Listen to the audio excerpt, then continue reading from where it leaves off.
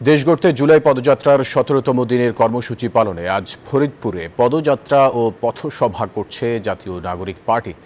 দুপুর 12:30টায় Faridpur circuit house প্রাঙ্গণ থেকে জনতা ব্যাংকের মোড় পর্যন্ত পদযাত্রা শেষে পথসভা অনুষ্ঠিত হবে। এরপর জনতা ব্যাংক মোড়ে পদযাত্রা পরবর্তী পথসভা করবেন তারা।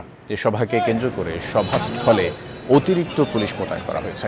এরপর রাজবাড়ী ও মানিকগঞ্জ জেলায় পদযাত্রা করবে দলটির কেন্দ্রীয় নেতারা খুলনা থেকে ফরিদপুরের উদ্দেশ্যে রওনা হয়েছেন।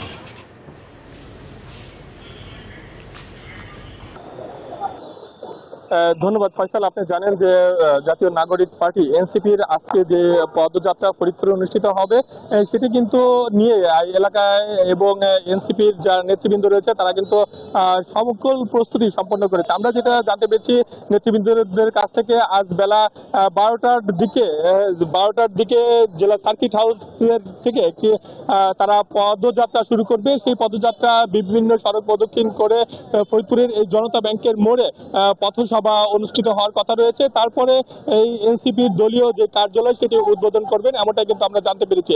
তবে গতকালকের যে গোপালগঞ্জের ঘটনা ঘটেছে তার প্রভাব কিন্তু তেমন একটি এই ফরিদপুরে লক্ষ্য করা যাচ্ছে না।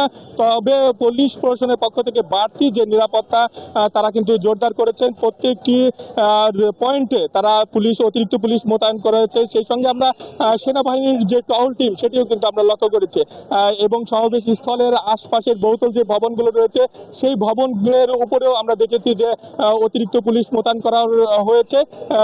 এছাড়াও আমরা দেখেছি যে এনসিপির আজকের এই প্রোগ্রামকে কেন্দ্র করে এনসিপির নেতৃবৃন্দ সহ উৎসুক জনতাও কিন্তু এই জনতা ব্যাংকের মোড়ে এসে হাজির হয়েছে এমনটাই কিন্তু আমরা দেখতে পাচ্ছি। তবে বলা যায় যে বেলা 12টা থেকে 12:30 নাগাদ এই জনতা ব্যাংকের মোড়ে সার্কিট হাউস থেকে তারা এই পদযাত্রা শুরু করবে এবং পরবর্তীতে এই জনতা ব্যাংকের মোড়ে তাদের পথসভা শেষ করবে এমনটাই কিন্তু আমরা জানতে পেরেছি। তো এই ছিল আমার কাছে এনসিপির সর্বশেষ সংবাদ। ফিরে যাবো আপনার কাছে। আপনাকে ধন্যবাদ আমাদের সাথে যুক্ত হবো। বান্ডেল থাকলে প্রতি সেনমানিতে টাকা বাঁচবে।